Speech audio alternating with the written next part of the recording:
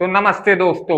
तो क्या आप जानते हैं देश की न्याय व्यवस्था क्यों दम तोड़ रही है? इसका कारण आम जनता की चुप्पी और राजनीति। आज हम बात करने वाले हैं बिहार के भरत तिवारी के बारे में, जिसे भारत की न्याय व्यवस्था ने एनकाउंटर में मरवा दिया। उसका कसूर क्या था? उसका कसूर बस इतना था कि बाढ़ से उसके आसपास का कोई गांव मतलब पूरी तरह से विध्वंस हो गया था। उसने उसे दोबारा बसाने की मांग की, गरीबों के लिए आवाज उठाई, इसलिए बेचारे का एनकाउंटर करवा दिया। जब बेचारा एक सच्चा इंसान मतलब हताश हो जाता है, जब उसकी प्रॉब्लम पे कोई नजर नहीं डालता, तो वो हथियार उठाने पे विवश हो जाता है। बात तो सही है।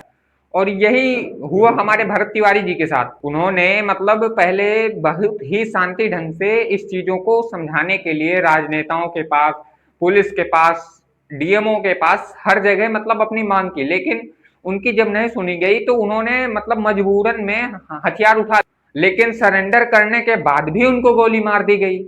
ये कहाँ का न्याय है? जिस देश में नक्सलियों को भी मतलब हथियार नीचे धराकर उनको नहीं मारा जाता है, वहां भरत तिवारी जी को हथियार डलवाने के बाद भी उनको एनकाउंटर करवा दिया गया। बताइए किस लेवल पे करप्शन है हमारी बिहार पुलिस की। मतलब तारीफ तो देखिए, ये सरेंडर होने के बाद भी उसको बेचारे को मतलब एनकाउंटर में मार दिया। यार रख दिया जाता है, दीजिए भरोसा कीजिए।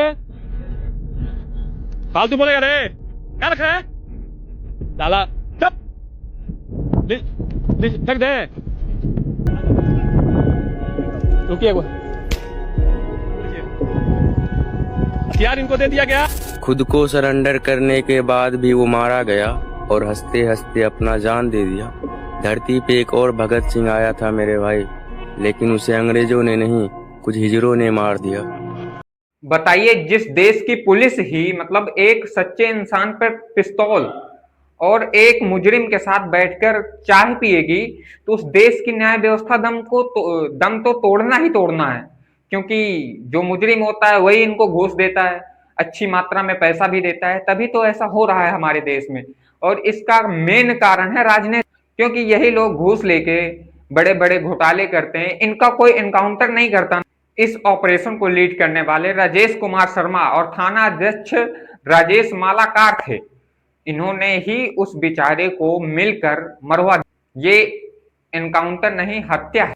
बताइए जिस देश में एक सच्चे इंसान को इस तरह से मतलब एनकाउंटर होगा, तो अगला नंबर आपका भी हो सकता है। यदि भरत तिवारी का एनकाउंटर सही था, तो फिर विकास दुबे ने जो पुलिस के साथ किया वो भी सही। वो बेचारा एक ऐसा इंसान था कि जिसने कोरोना काल में मतलब अपना मृत्यु के बाद अपना शरीर तक दान देने के लिए कह दिया था। अब बताइए इस लेवल का देशभक्त था, उसका कसूर बस इतना था कि उसके पास पिस्तौल और वो पिस्तौल लेके चलता था। तो क्या पिस्तौल लेके चलना आतंकवादी का रूप दे देना है और उसको एनकाउंटर में मार देना? क्या यही है देश की न्याय व्यवस्था? अगर देश को ऐसी घटनाओं से बचाना है तो इन करप्ट पुलिस वालों को, करप्ट नेता को मतलब तुरंत ही पद से हटाना चाहिए। जब तक इन करप्ट पुलिस वालों को पद से नहीं निकाला जाएगा, तब तक देश में आए दिन ऐसी घटनाएं होती रहेंगी। और हम लोग क्या करेंगे? व्हाट्सएप में, फेसबुक में, रोड में 2-4 दिन कैंडल लेके निकलेंगे और 4-5 दिन बाद मामला ठंडा हो जाए। और यही चल रहा है आज देश।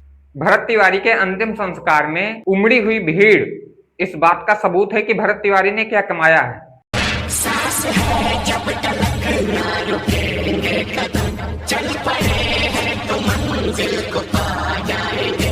जान प्यारी नहीं है वतन से हमें। अगर एनकाउंटर करना ही है तो जो रेप करते हैं उनका करो, जो बड़े बड़े घोटाले करते हैं उनका करो। राम मंदिर के घोटाले में मतलब जो दोषी हैं उनका करो, मगर उनका कैसे करोगे? वो तो आपके सगे संबंधी होंगे ना। इसलिए भरत तिवारी को भावपूर्वक श्रद्धांजलि, और उसके परिवार को इस दुख को सहने की भगवान क्षमता प्रदान करे। खैर आज के लिए बस इतना ही, मिलते हैं नेक्स्ट वीडियो में, तब तक के लिए बाय।